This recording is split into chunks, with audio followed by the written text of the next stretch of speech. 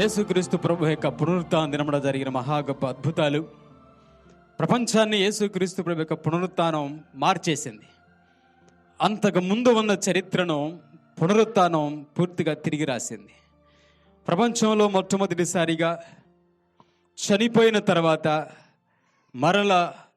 మరణాన్ని జయించి పునరుత్థానుడై తిరిగి లేచి దాదాపుగా భూమి మీద 40 రోజులు సంచరిస్తూ అనేకులకు కనబడి తన్ను తాను అందరూ చూస్తుండగానే పరలోకానికి ఆరోహణమైన ఒకే ఒక్క వ్యక్తి, ఒకే ఒక్క దేవుడు, ఆయనే ప్రభు అయిన క్రీస్తు. అంతకు ముందు కానీ ఆ తర్వాత కానీ ఈ విధంగా ఎక్కడ చరిత్రలో లేదు. కాబట్టి యేసుక్రీస్తు ప్రభు యొక్క ఈ పునరుత్థానం మానవ జాతిని, సృష్టి మీద ఉన్న సమస్తాన్ని కూడా పూర్తిగా మార్చేసింది. యేసు ప్రభు యొక్క పునరుత్థానం ద్వారా ప్రపంచంలో జరిగిన మహా గొప్ప అద్భుతాలు, మార్పులలో కొన్ని మీకు చెప్తాను. మొదటి మార్పు, యేసుక్రీస్తు ప్రభువాన్ని సిలువ వేసినప్పుడు.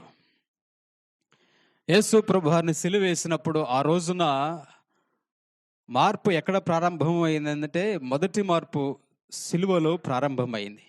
సిలువ అనేది శాపగ్రస్తుల కోసము, దోషము చేసిన వాళ్ళ కోసము, పాపం చేసిన వాళ్ళ కోసము విధించే శిక్ష. ఎందుకు సిలువ వేయాలి? ఒక వ్యక్తిని శిక్షించాలి అంటే సిలువే మార్గమా, లేకపోతే ఇంకా వేరే మార్గాలు లేవా? తప్పు చేసిన వ్యక్తిని శిక్షించడానికి సిలువ తప్ప మరొక మార్గాలు లేవా? చాలా రకాల పద్ధతులు ఉన్నాయా లేవా? చాలా పద్ధతులు ఉన్నాయి. కానీ ఆ రోజున రోమా ప్రభుత్వం వాళ్ళు ఒక వ్యక్తి దోషి అయినప్పుడు, లేకపోతే ఒక వ్యక్తి మీద నేరం మోపినప్పుడు, లేకపోతే ఒక వ్యక్తి పాపం చేసినప్పుడు ఆ వ్యక్తిని ఎందుకు సిలువ మాత్రం వేస్తారు అంటే, ఆ వ్యక్తి యొక్క పాపము భూమికి ఆకాశానికి మధ్యలోనే ఉండాలి, కానీ భూమి మీద అంతకూడదు. ఎక్కడ ఉండాలి ఆ వ్యక్తి చేసిన పాపం? భూమికి ఆకాశానికి మధ్యలోనే ఉండిపోవాలి, కానీ ఆ వ్యక్తి చేసిన పాపము భూమి మీద అంతకూడదు. ఆ వ్యక్తి యొక్క శిక్ష భూమి మీద పడకూడదు అనటానికి ఒక సాదృశ్యంగా ఆ రోజున రోమా ప్రభుత్వం వాళ్ళు సిలువ వేసేవాళ్ళు. కాబట్టి ఎవరన్నా దారిన పోతూ సిలువను చూస్తే వాళ్ళ గుండెల్లో భయం వేసేది. సిలువ అంటే శాపము, సిలువ అంటే శిక్ష. శిక్షించబడిన వారికి, శపించబడిన వారికి, నేరం మోపిన వారి కొరకు ఉపయోగించబడింది ఆ రోజున సిలువ. అది యేసుక్రీస్తు ప్రభు యొక్క మరణానికి ముందు ఉన్న చరిత్ర. ఎప్పుడైతే యేసుక్రీస్తు ప్రభువారిని సిలువ మీద ఆయన మరణానికి అప్పగించారో, యేసు ప్రభువారు ఆ మరణాన్ని జయించి 3వ రోజున తిరిగి లేచారో, సిలువలో మహా గొప్ప మార్పు వచ్చేసింది. అప్పటిదాకా సిలువను చూస్తే భయపడ్డారు ప్రజలు. సిలువ కనబడంగానే అది భయంకరమైనది, అది శిక్ష, అది శాపము, అది దోషము అనుకున్నారు. ఎవరైనా సిలువను అంటుకోవాలంటేనే భయంకరంగా ఉండేది.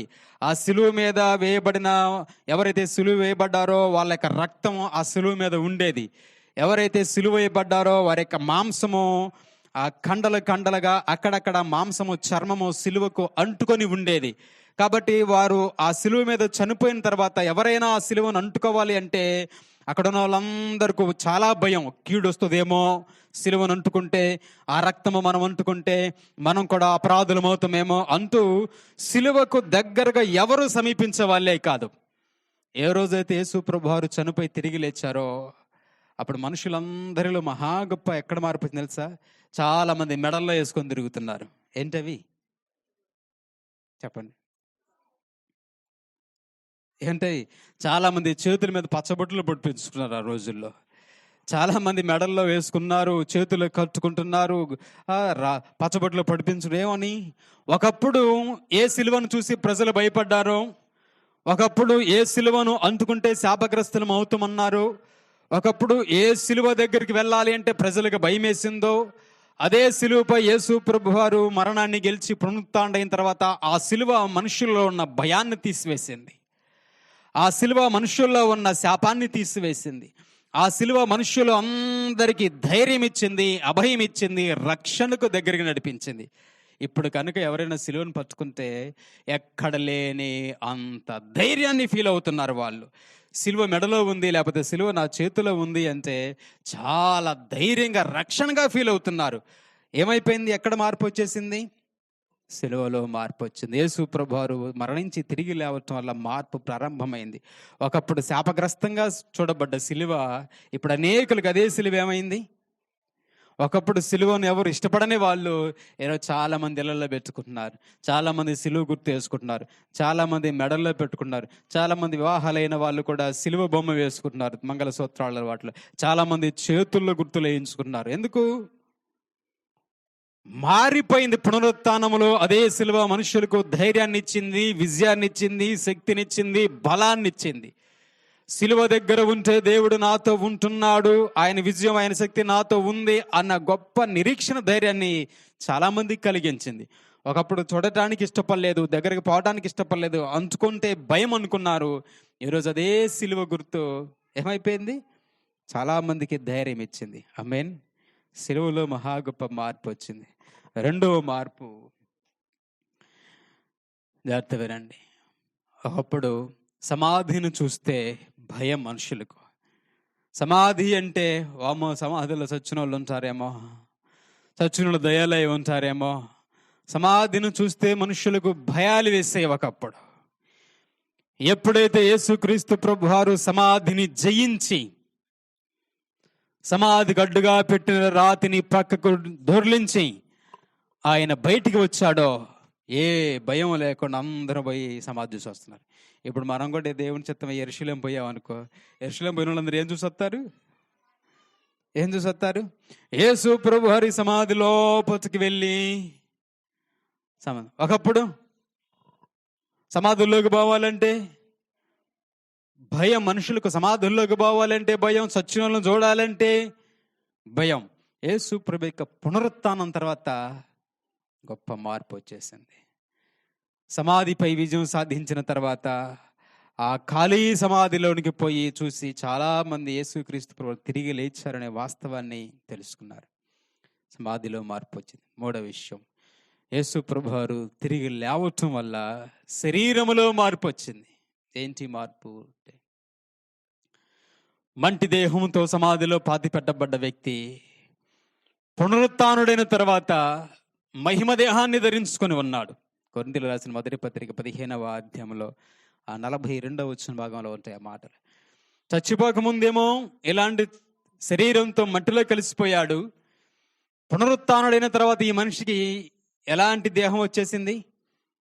మహిమ దేహం వచ్చేసింది. ప్రకాశిస్తూ ఉన్న దేహం వచ్చేసింది. దేవదూతలను పోలిన దేహం వచ్చేసింది.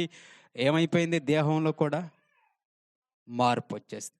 ఒకప్పుడేమో లోక సంబంధమైన, పాప సంబంధమైన ఆలోచనలతో ఈ దేహం ఉంది. చనిపోయి పునరుత్థానుడైన తర్వాత పరలోక సంబంధమైన, దైవ సంబంధమైన వ్యక్తులుగా మార్పు వచ్చేసింది. రెప్పపాటున ఏమన్నాడు పౌలు భక్తుడు తెలుసా? నిమిషము పాటున రెప్పపాటున మనము మారిపోదుమో, మన దేహములు మహిమ దేహములుగా మారిపోవును. ఎప్పుడు? పునరుత్థానం తర్వాత మనకు కలిగిన మహా గొప్ప భాగ్యం అది. కాబట్టి యేసుక్రీస్తు ప్రభు యొక్క పునరుత్థానంలో ప్రపంచములో మహా గొప్ప ఘనకార్యం జరిగింది. యేసు ప్రభువారు, వినండి, యేసు ప్రభువారు చనిపోయి తిరిగి లేవటం వల్ల ఆయన ప్రపంచానికి ఎంత గొప్ప విజయాన్ని అందించారంటే, అప్పటి వరకు ప్రపంచంలో మరణానిదే విజయం. మరణము అందరిని మింగివేసింది. ప్రసంగి గ్రంథం 8వ అధ్యాయం 8వ వచనంలో సెలవిచ్చినట్లుగా, ప్రసంగి గ్రంథం 8వ అధ్యాయం 8వ వచనంలో, మరణ దినము ఎవరి వశంలో లేదు, ఈ యుద్ధమందు విడుదల దొరకదు. అంటే మరణం చేతులు అందరూ ఓడిపోవటమే, మరణాన్ని ఎవరు జయించలేరు. వాస్తవమే. యేసుక్రీస్తు ప్రభు వారికి ముందుగా ఎవరు కూడా వారంతట వారు మరణాన్ని జయించిన వాళ్ళు భూమి మీద ఎవరు లేరు. ఆ భూమి మీదగా దేవుళ్ళు అని పిలువబడిన వాళ్ళు, గొప్పవాళ్ళు, మహనీయులు, మహాత్ములు పడిన వాళ్ళు భూమి మీదకి ఎంతమంది వచ్చినా ఇప్పటికీ వాళ్ళు అక్కడే ఉన్నారు. ఎక్కడ? చచ్చిపోయి సమాధిలో వారి కులిపోయిన ఎముకలు అక్కడే ఉన్నాయి. కానీ ఒకే ఒక్కడు, ఆయనే ప్రభు అయిన క్రీస్తు, ఆయన మరణాన్ని జయించి తాను చెప్పిన విధముగా మూడో దినడు మరలా తిరిగి లేచాడు. యేసు ప్రభువారు మరణాన్ని జయించి తిరిగి లేవటం వల్ల ప్రపంచంలో మహా గొప్ప విజయాలు. మొట్టమొదటి విజయం, మరణం మీద విజయం వచ్చింది. అప్పటి వరకు మరణము అందరినీ ఓడించింది, మరణము అందరినీ గెలిచింది. ఎంత గొప్ప వాళ్ళైనా, ప్రపంచాన్ని ఏలిన నాయకులైనా, రాజులైనా, రారాజులైనా, సామంతులైనా, ఎంతటి వాళ్ళైనా సరే మెట్లో గెలిచిపోయారు. చచ్చిపోయారు. 3వ రోజు తర్వాత వాళ్ళ పేర్లు మర్చిపోయారు, వాళ్ళ ఘనతలు పోయాయి, అన్నీ పోయాయి. కానీ ఒకే ఒక్కడు మొట్టమొదటిగా ఆయన ప్రభు అయిన క్రీస్తు మరణాన్ని జయించి మరణాన్ని వెక్కిరించాడు. అప్పటి వరకు మరణం వెక్కిరించింది ప్రపంచాన్ని. మరణం అన్నింటికంటే శక్తివంతమైనదిగా ఉంది మరణం. అలాంటి శక్తివంతమైన మరణాన్ని యేసు క్రీస్తు ప్రభు వారు ఓడించారు. ఏం చేశారు? మరణాన్ని ఓడించి మరణము కంటే బలవంతుడను అని ప్రపంచానికి చాటి చెప్పారు. అందుకే యేసు ప్రభు వారు అంటారు 1 కొరింథీ పత్రిక 15వ అధ్యాయంలో, ఓ మరణమా నీ ముల్లెక్కడ, ఓ మరణమా నీ విజయం ఎక్కడ? ఇప్పటి వరకు ప్రపంచం అంతటి మీద నువ్వు విజయం సాధించావు కదా, ఇప్పుడు నీ ముళ్ళు నేను విరిచేశాను అంటూ యేసుక్రీస్తు ప్రభువారు మరణాన్ని జయించి మరణాన్ని వెక్కిరింతల పాలు చేశారు. యేసు ప్రభువారు ఈ ప్రపంచం అంతటిలో మరణం దగ్గరికి పోయి మరణాన్ని ఓడించి మరణాన్ని అంటుకొని మరలా అదే విధంగా వెనుకకు వచ్చిన ఒకే ఒక వ్యక్తి ప్రభు అయిన క్రీస్తు. చాలా మంది అనుకుంటారు, ఆయన దేవుడు కదండి, ఆయన ఎందుకు చనిపోవాలండి? ఏమంటారు? ఆయన దేవుడు కదండి, ఆయన ఎందుకు చనిపోవాలండి? ఎందుకు చనిపోవాలా?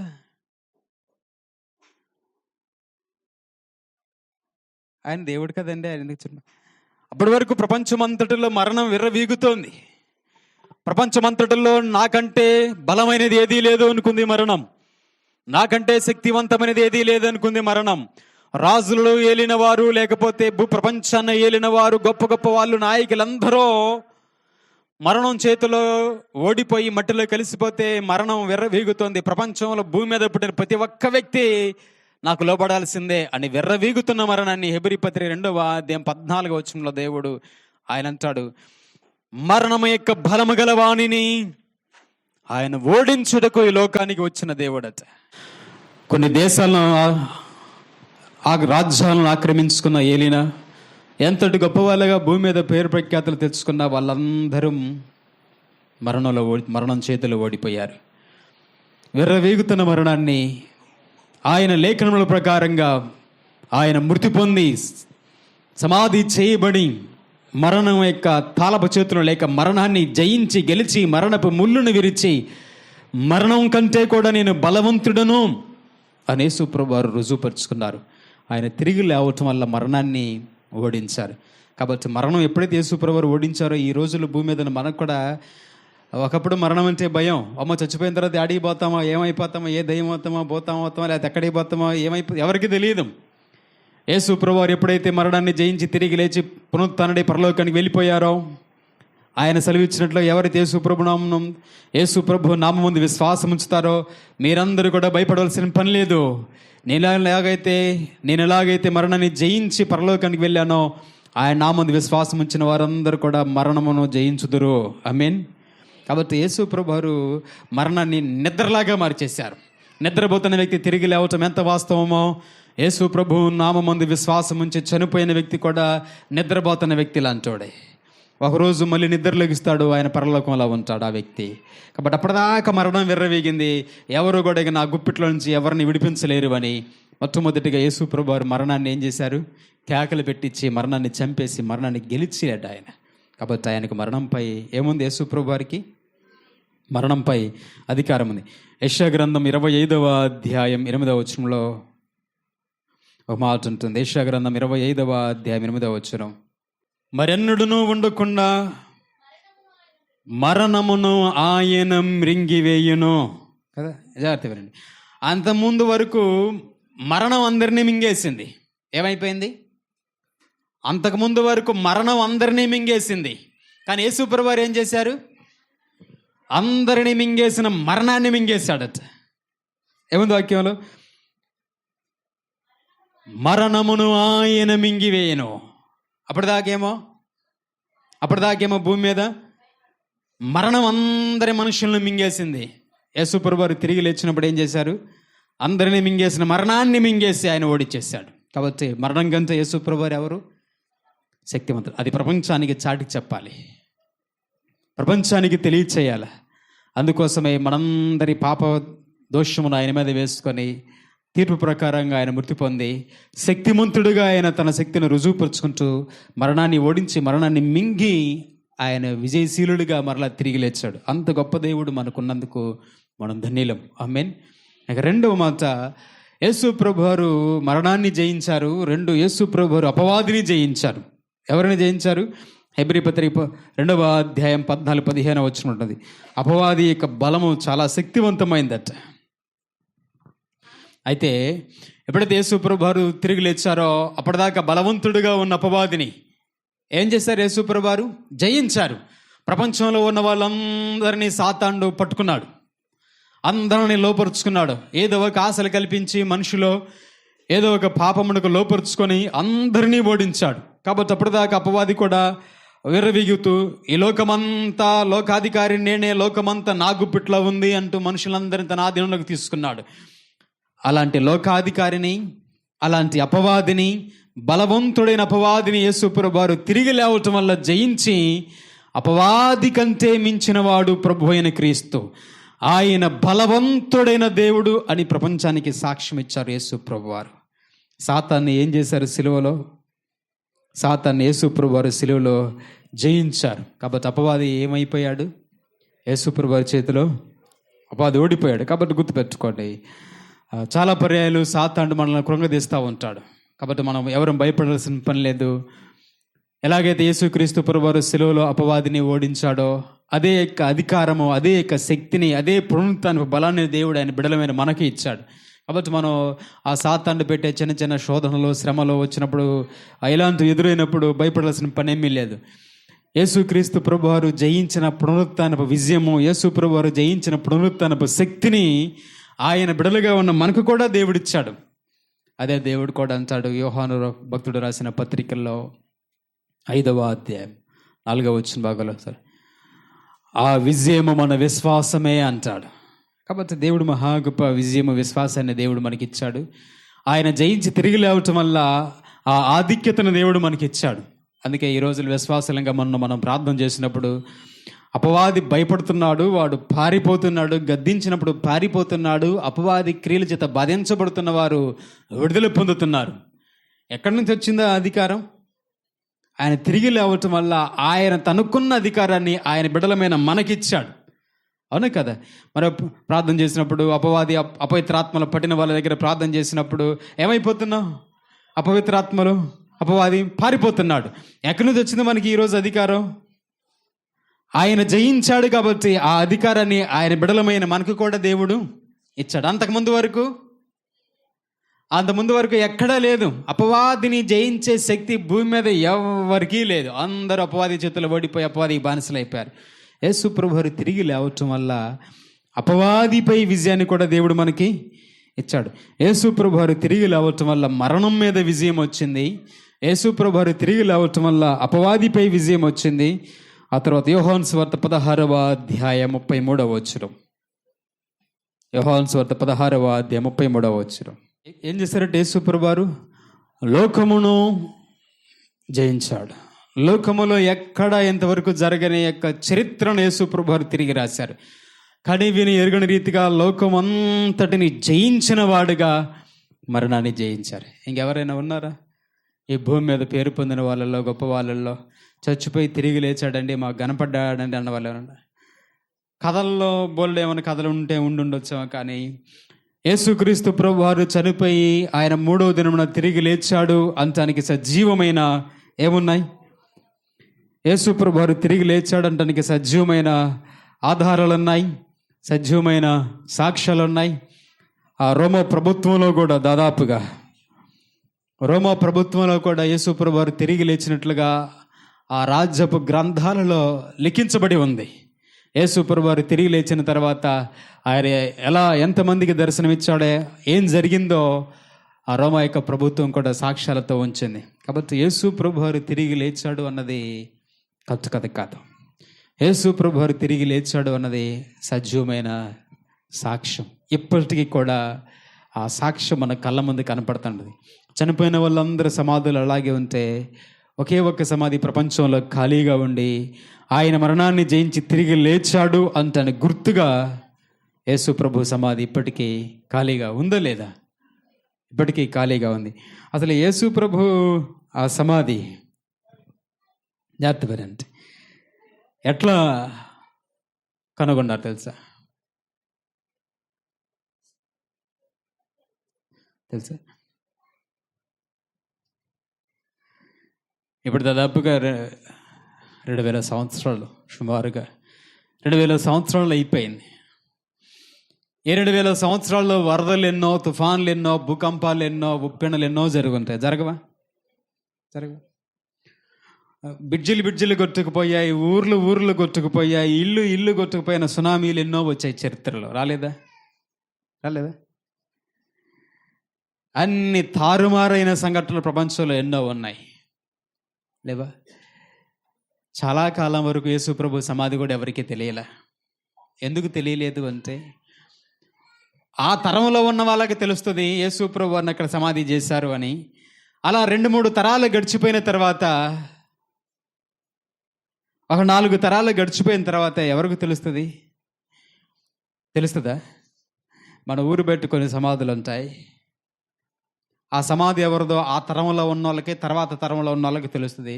ఒక 10 తరాలు గడిచిపోయిన తర్వాత ఆ సమాధి ఎవరిదంటే అక్కడ బండరాయి ఉంటేనేమో కనపడుద్ది, బండరాయిల పేర్లు ఏమి లేకపోతే కనపడుద్దా?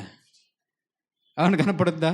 ఏమి కనపడదు అసలు. అది ఎవరిదో కూడా ఎవరికేం తెలియదు. అలాగనే యేసు ప్రభు సమాధి కూడా చాలా కాలం వరకు ఎవరికి తెలియలేదు.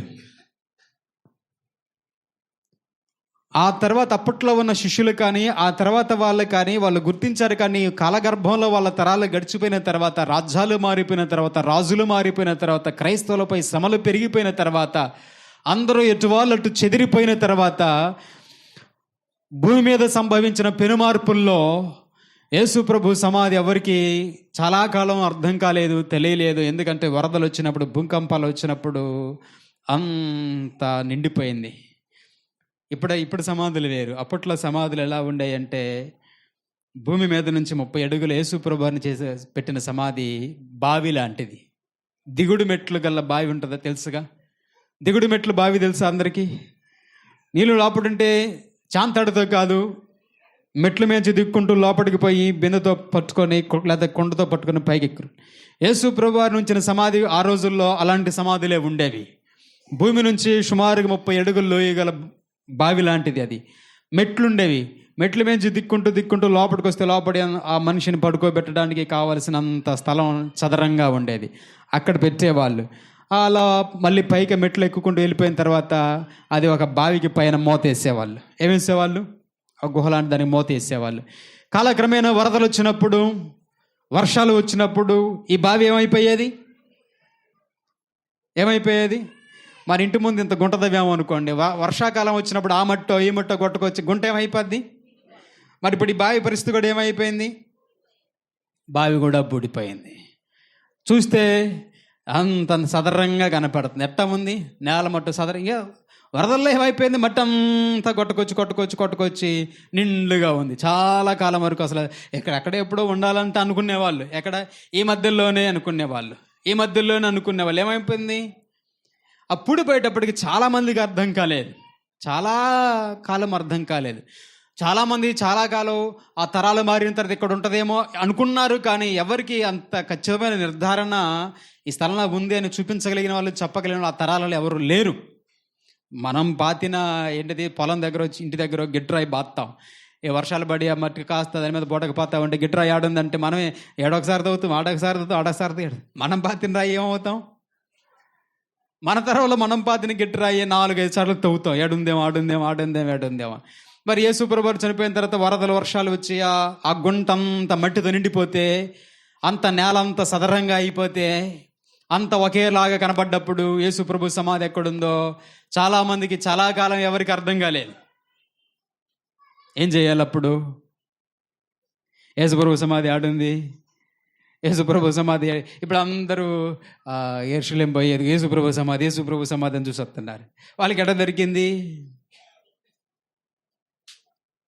చెప్తానంటే, 1885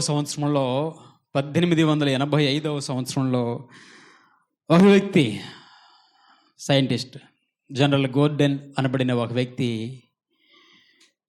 తన పరిశోధన చేసుకుంటూ వెళ్తున్న టైంలో యేసు ప్రభు యొక్క సమాధి దగ్గరికి వెళ్ళారు. అప్పటికి సమాధి అంతా చెత్త చెదారము మట్టితో నిండిపోయి మామూలుగా ఉంది. ఈ ప్రాంతంలో ఉంటుంది అని ఒక నిర్ధారణకు వచ్చినప్పుడు ఆ ప్రాంతం అంతా తవ్వుకుంటూ పోతే, తవ్వితే ఏడైనా ఏమొచ్చింది? మట్టే వచ్చింది. కానీ ఆ ప్రాంతంలో తవ్విన మట్టిని తీసుకువెళ్ళి ల్యాబులో ఆ జియాలజిస్టులు అంటే భూగర్భ శాస్త్రజ్ఞులు పరిశోధన చేయటం మొదలుపెట్టారు.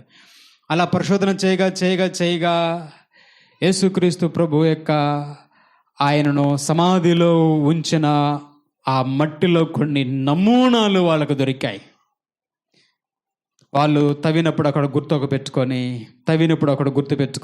ఇక్కడ తవ్వి ఒకటి కరపలు పెట్టుకొని అక్కడ మట్టి తీసుకెళ్ళడం, ల్యాబ్కి తీసుకెళ్ళడం, పరిశోధన చేయడం. ఇట్లా 1885వ సంవత్సరంలో జనరల్ గోర్డన్ అనే వ్యక్తి ఈ పరిశోధన కార్యక్రమాన్ని ప్రారంభించాడు. అట్లా ప్రారంభించినప్పుడు 1885వ సంవత్సరం అతను ఆ ల్యాబ్కి తీసుకెళ్ళి మట్టిని పరిశోధన చేసినప్పుడు అప్పుడు అక్కడ కనుక్కున్న విషయం అది. ఏంటి అంటే అక్కడ ఒక సమాధి అనేది ఉంది. ఆ సమాధిలో మనిషి పెట్టబడ్డట్టుగా ఉంది.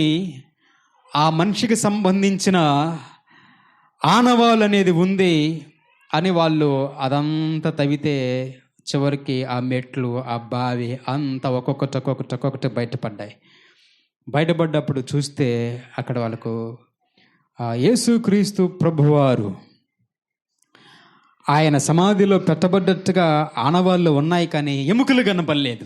ఏం కనపడలా? సమాధి అంతా బయటపడింది కానీ ఏం బయటపడలా? ఎముకలు బయటపడలా. అదేంటి?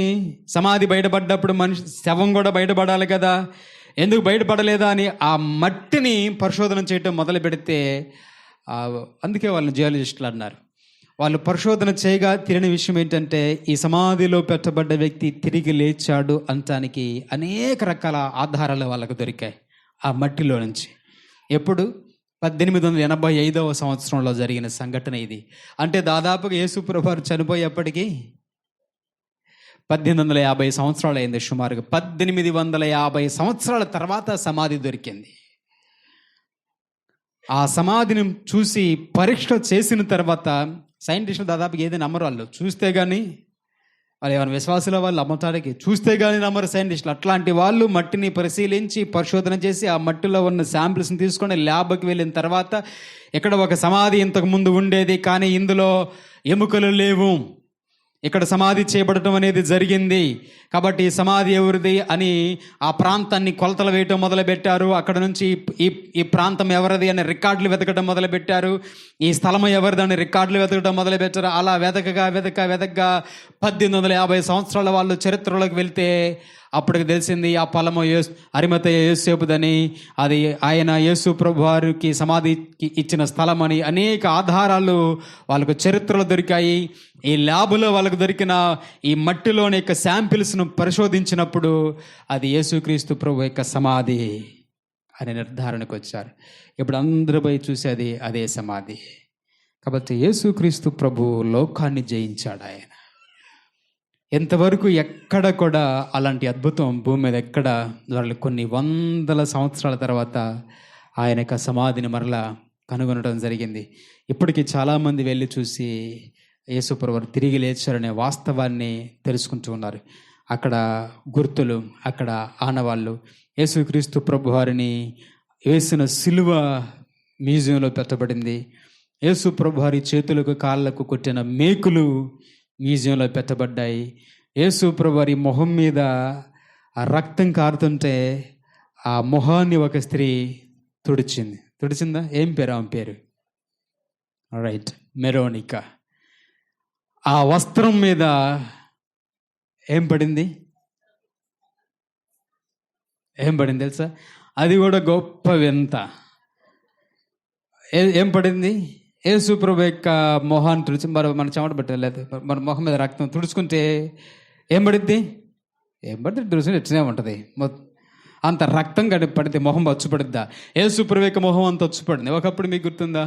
ఆ కెమెరాలు ఉండే, ఒకప్పుడు ఫిల్మ్ ఉండేది, రీల్ లాంటిది ఉండేది. ఫోటోలు తీసేటప్పుడు వెనకటి కాలంలో రీలు ఆడేవాళ్ళు తెలుసా? రీల్ తీసినప్పుడు ఆ ఫోటో తీసినప్పుడు ఫోటోలో నెగిటివ్ వెళ్ళేది. నెగిటివ్ అంటే తెలుసా? మళ్ళీ నెగిటివ్ మార్కులు ఏందంటారా? బ్లాక్ ఫిల్మ్ నెగిటివ్ ఉండేది. దాన్ని మళ్ళా ప్రింట్కి అడిగేటప్పుడు అది ఫోటోగా కన్వర్ట్ అయిపోయేది. అంటే యేసుక్రీస్తు ప్రభువారు ఆయన మొహం అంతా ఆ రక్తమయంగా ఉన్నప్పుడు ఆమె ఒక వస్త్రాన్ని తీసుకొని అలా తుడిచినప్పుడు ఆ మొహం యొక్క కవలికలు, రూపురేఖలు ఏదైతే ఉన్నాయో అవన్నీ అచ్చు యేసుప్రభు యొక్క మొహం దాంట్లో పడింది. ఆ క్లాత్ కూడా మ్యూజియంలో పెట్టారు. ఆ క్లాత్ను పరిశోధించినప్పుడు ఆ యేసుప్రభు యొక్క రక్తం కనిపించడం, ఆ నెగిటివ్ అనేది ఆ బొమ్మ వెళ్ళిపోయింది. ఇవన్నీ ఆధారాలు ఇప్పటికీ భూమి మీద ఉన్నాయి. కొన్ని వేల సంవత్సరాలు అయినప్పటికీ ఇవన్నీ మ్యూజియంలో భద్రపరచబడ్డాయి. కాబట్టి ఈ రోజున ఎవ్వరూ కూడా యేసు ప్రభు వారు ఆయన తిరిగి లేచాడు అనేది అబద్ధం అండి అని అనలేకపోవటానికి కారణం ఆధారాలతో సహా చరిత్రలోను యేసు ప్రభు వారిని వేసిన సిలువ, వేసిన మేకులు, ఆయన మొహం మీద ఆ వస్త్రములు అవన్నీ అక్కడ ఉన్నాయి. కాబట్టి మనకు యోహాను సువార్త 20వ అధ్యాయానికి వెళ్తే ఆ 2వ వచనం నుంచి 4, 5, 6, 7 వచనాలు చూస్తే యేసు ప్రభు సమాధిలోకి మన పెద్దన్న పేతురు, తర్వాత యోహాను భక్తుడు వీళ్ళిద్దరు వెళ్ళి చూస్తే ఆ ప్రేత వస్త్రాలు కనబడతాయి అక్కడ. ఏంటవి? ప్రేత వస్త్రాలు. ప్రేత వస్త్రాలు అంటే యేసు ప్రభు చనిపోయినప్పుడు పాడెకు చుడతారు కదా. ఇప్పుడు ఏం చేస్తామంటే చాలామంది చచ్చిపోయిన వ్యక్తికి బట్టలు మారుస్తాం. చాలామంది చేసేది ఏంటంటే చచ్చిపోయిన వ్యక్తికి బట్టలు మారుస్తారు. కానీ ఆ రోజుల్లో చేసింది ఏంటి అంటే యేసు ప్రభు యొక్క దేహం మొత్తానికి చుట్టారు. వస్త్రాన్ని ఏం చేశారు? చుట్టారు. దాదాపుగా అది దాదాపు 40 అడుగులు పొడవుండే వస్త్రాన్ని మొత్తం ఒక పైపు గనక టేపు చుట్టినట్టుగా యేసు ప్రభు దేహానికి అరికాలు కాంచి నడినెత్తకి ఎక్కడ కనబడకుండా మొత్తం శరీరం మొత్తాన్ని చుట్టుకుంటూ 40 అడుగులు దాదాపు పొడవుండే వస్త్రాన్ని చుట్టుకుంటూ మొత్తం దేహమంతా చుట్టేశారు. తల దగ్గర తలకు ఒక రుమాలు. ఇప్పుడు యేసు ప్రభు వారు ఆ పునరుత్థానం అయిన తర్వాత ఆ దేహం వీళ్ళు చూసినప్పుడు ఎట్లా ఉందంటే మీకు అర్థం కాయేటట్టు చెప్తున్నాను. ట్యూబులాగా ఉండి ట్యూబులో గాలి బయటికి పోయింది. యేసు ప్రభు దేహానికి చుట్టిన వస్త్రం ఎక్కడ కత్తిరీయకుండా, కొయ్యకుండా చుట్టినట్టుగానే ఉంది. ఎక్కడ కట్లు వెప్పకుండా. లోపట మనిషి మాత్రం పై చూస్తే గాలి తిత్తిలాగా కనపడతా ఉంది. ఎక్కడ కట్టెప్పలేదు, ఎక్కడ కట్లు కొయ్యలేదు, కానీ లోపల మనిషి మాత్రం. అంటే అర్థం ఏంటి? ఆయన లేచాడు. ఎవరన్నా ఒకవేళ బయటికి పోవాలి, ఎవరైనా ఎత్తకపోయారు అనుకోండి, ఎత్తపోవాలంటే ఏం చేయాలి? ముందు అవన్నీ కట్లు ఇప్పదీయాలా, కత్తిరియాలా, ముడులిప్పాలి, ఇదంతా బాగా విడదీయాలి ఆ క్లాత్ అంతా. కానీ అక్కడ చూసినప్పుడు ప్రేత వస్త్రంగా చుట్టినట్లుగానే అది దేహానికి అలాగే ఉండి కట్లెప్పదీయకుండా ఆ మధ్యలో ఆ దాంట్లో నుండి ఆయన బయటకు వచ్చేసాడు. అది వాళ్ళకి ఆశ్చర్యం. తలకు చుట్టిన అది తలగడ, తల కింద పెడతారు. ఇప్పుడు మన చాలా దిండులు పెడతాం చచ్చిపోయినప్పుడు. వాళ్ళకి చచ్చిపోయిన తర్వాత మట్టి కూర్చుకుని రాళ్ళు కూర్చున్న వాళ్ళకి ఏం తెలియదు అనుకోండి. పాపం మన ప్రేమ కొద్ది ఏం పెడతాం? తలాపున దిండు పెట్టండి పెట్టిలో. అవును కదా. యేసు ప్రభు వారు కూడా తలాపున వాళ్ళు కూడా క్లాత్ పెట్టారు. యేసు ప్రభు వారు తిరిగి లేచిన తర్వాత ఆ తలగడ్డను అక్కడ ఉంటుంది మనకి యోహాను సువార్త 20వ అధ్యాయంలో చుట్టి పెట్టి ఉండెనో. ఏముంటుంది? ఎక్కడుందంట అది? మీరు మంచిగా చదవాలి. ఎక్కడుందంటే సమాధిలో వేరొక స్థలంలో, తల దగ్గర లేదు, వేరొక స్థలంలో చుట్టి పెట్టిన యూదులకు ఒక సాంప్రదాయం ఉండేది. యూదులకు ఉన్న ఆచారం, సాంప్రదాయం ఏంటంటే మనకు కూడా ఎవరన్నా మన ఇంటికి భోజనానికి వచ్చారనుకోండి, కాళ్ళు కట్టుకున్న తర్వాత లేదా భోజనం చేసిన తర్వాత తుడుచుకోవడానికి ఏమిస్తాం? టవల్ వేస్తాం కదా. తుడుచుకున్న తర్వాత టవల్ వేస్తాం. వాళ్ళు టవల్తో తుడుచుకున్న తర్వాత ఇంకేముందంటే టవల్ ఒకసారి పడేస్తాం. యూదులకు అలా కాదు.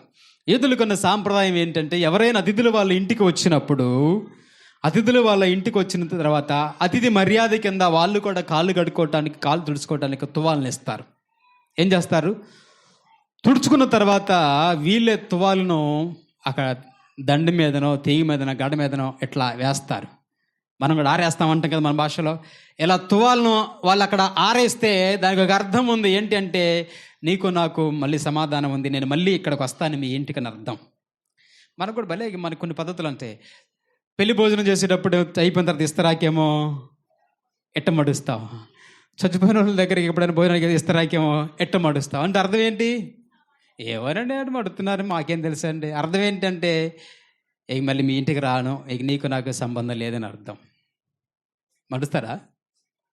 ఏంటది? ఇది మంచిది కాదు, ఇది కీడు, ఇక నీకు నాకు సంబంధం లేదని అర్థం. కాబట్టి ఇస్తరాకులు అట్ట మరిచిన దానికి పోయేది ఏమీ లేదు, వచ్చేది ఏమీ లేదు. ఆచారం పెట్టారు, దాన్ని అందరు మాడవాళ్ళు కూడా చాలామంది ఫాలో అవుతున్నారు. యూదులకు కూడా ఒక ఆచారం ఉంది. తువాలు దూసుకున్నప్పుడు ఆ కండువ చేతులు తుడుచుకున్న తర్వాత తీగి మీద ఆరేస్తే నేను మళ్ళీ మీ ఇంటికి వస్తాను, నీకు నాకు మంచి ఫ్రెండ్షిప్ ఉంది, మంచి సహవాసం ఉంది, మంచి ప్రేమ ఉంది అని గుర్తు. అదే కనుక ఇంటిలోనికి వచ్చినప్పుడు మనం లోకాసువార్త 7వ అధ్యాయం చూస్తే యేసుప్రభు సీమోన్ ఇంటికి వెళ్తే యేసుప్రభు అంటారు, నువ్వు నన్ను కాలు కడుక్కోవడానికి నీళ్ళు లేదు, తుడుచుకోవడానికి తువాలు ఇవ్వలేదు అన్నారా లేదా? కానీ ఈమె మాత్రం నీకంటే ఎక్కువ చేసింది అన్నారు సపర్యలు. అక్కడ యూదులకున్న సాంప్రదాయం ఏంటంటే, ఒక వ్యక్తి వాళ్ళ ఇంటికి వచ్చినప్పుడు ఆ వ్యక్తిని మంచిగా ఆతిథ్యం ఇస్తే రిసీవ్ చేసుకుంటే ఆ వ్యక్తి ఆ తువాలు తీసుకొని తుడుచుకున్న తర్వాత ఆయన అంతటా ఆయనే ఒక తీగ మీదో ఒక గడ మీదో ఇట్లా ఆరేస్తారు. అంటే నేను మళ్ళీ మీ ఇంటికి రావటానికి మీ ఇల్లు యోగ్యమైనది అని.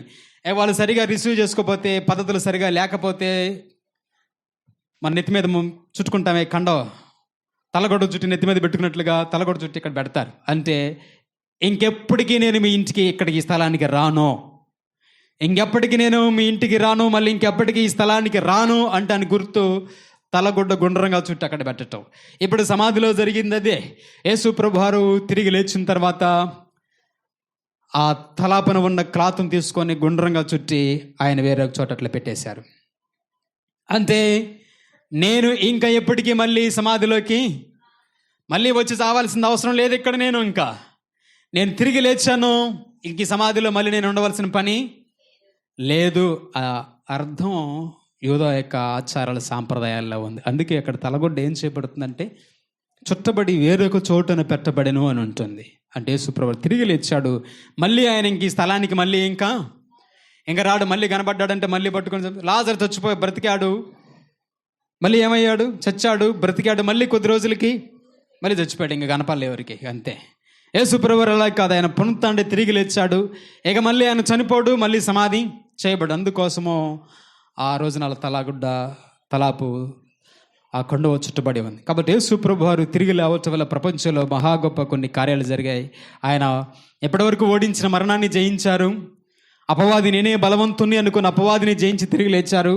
లోకం యొక్క చరిత్ర మార్చి లోకాన్ని జయించిన జయశీలుడిగా యేసుప్రభువు వారు ఉన్నారు.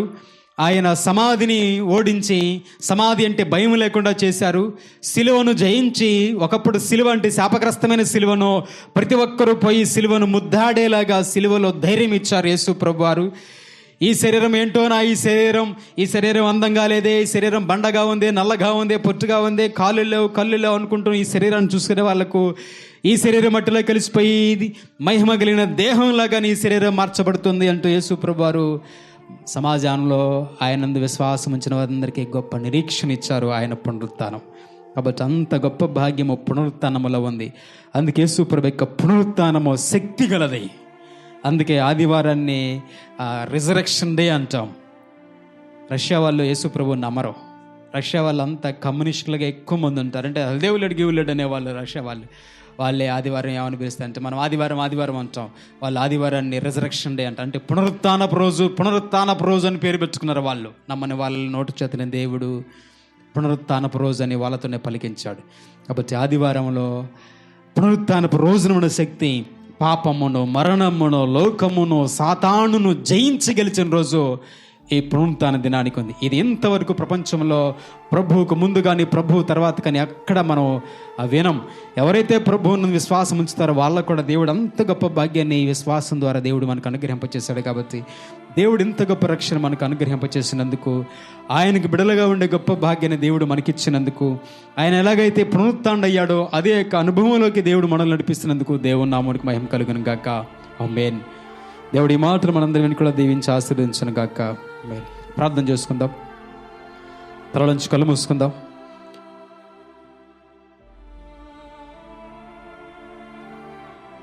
పరిశుద్ధుడ, ప్రేమగల తండ్రి, సర్వోన్నతుడ, సకల ఆశీర్వాదాలకు కారణభూతుడైన మా ప్రభువా, నేను ఉదయకాల సమయంలో మరోసారి మీ ఘనమైన శ్రేష్టమైన నామానికి వందనాలు. మా ప్రభువా, సుమారు 2000 సంవత్సరాల కిందట ఆయన మీరు ఈ లోకంలో జన్మించి, జీవించి, మరణించి, సమాధి చేయబడి, లేఖనముల ప్రకారం ఎలాగైతే మరలా పునరుత్థానుడై తిరిగి లేచారో, మా ప్రభు మహా గొప్ప ఆధిక్యతను మీరు మాకు కనపరిచి, ప్రపంచంలో ఎక్కడా లేని విధంగా నాయన అపవాదిని, మరణాన్ని ఓడించి, పాపమును ఓడించి, లోకమును ఓడించి, జయించి జయశీలుడిగా, విజయశీలుడిగా, యెహోవా నిస్సిగా విజయమిచ్చే దేవుడిగా మా ప్రభు మీరు ఉండి, అదే గొప్ప మార్గంలో, విజయంలో మా ప్రభు పునరుత్థానంలో మేము కూడా పాలివారవుటకు, ఆ మరణాన్ని మేము కూడా మా ప్రభు జయించి లేచుటకు మీరు మాకు అనుగ్రహింపజేసిన గొప్ప భాగ్యానికి వందనాలు, స్తోత్రాలు నాయన. ఈ లోకంలో ఎందరో వచ్చారు, ఎందరో వారి పాపాల్లోనే ఉండి కన్నుమూసి మరణించి సమాధి చేయబడి మట్టిలో కలిసిపోయారు, కానీ ఎవరు తిరిగి లేవలేదు. ఒకే ఒక్కడు దేవుడుగా ఉన్న నీవు మా ప్రభు పాపాన్ని జయించి, మరణాన్ని జయించి, సమాధిని జయించి, అపవాదిని జయించి, లోకమును జయించి తిరిగి లేచిన ఆయన ఆ మహాగొప్ప విజయనే మా ప్రభు అయిన మీ నామం ముందు విశ్వాసం ఉంచి మీ బిడ్డలందరికీ కూడా మీరు అనుగ్రహింపజేసిన గొప్ప భాగ్యానికి వందనాలు చెల్లిస్తున్నావు అయ్యా. ఎందరు మీ నామందు విశ్వాసం ఉంచుతున్నారో వారి మనోనేత్రములు తెరవబడి మా ప్రభు వారందరూ కూడా నిత్యరాజ్యునుడి భాగ్యం దయచేయండి. ఇంకను మా ప్రభు ఎందరైతే నాయనా మిమ్మల్ని ఎరగక ఉన్నారో, ఎందరి యొక్క నేత్రములు అపవాది చేత మూయబడి ఉన్నాయో వారి నేత్రములు కూడా తెరుచుకు మీ సహాయం చేయండి. నువ్వెంత గొప్ప దేవుడవో. ఈ లోకమును మా ప్రభు, ఈ లోకమును ఏలుతున్న అపవాదిని, పాపమును యొక్క చేతుల నుంచి విడిపించగల సమర్థులని వారు గుర్తించిన ఆయన బాప్తిజం పొంది మారు మనసు పొంది పరలోక రాజ్యానికి వారసుని భాగ్యం దయచేయమని ఈ సమయంలో శిరస్సు వచ్చి ప్రార్థనలో పాలు పొందినందరూ మీ కృపకు అప్పగిస్తూ క్రీస్తు యేసు పరిశుద్ధ నామమున అడిగి వేడుకొంచున్నాం తండ్రి, ఆమేన్.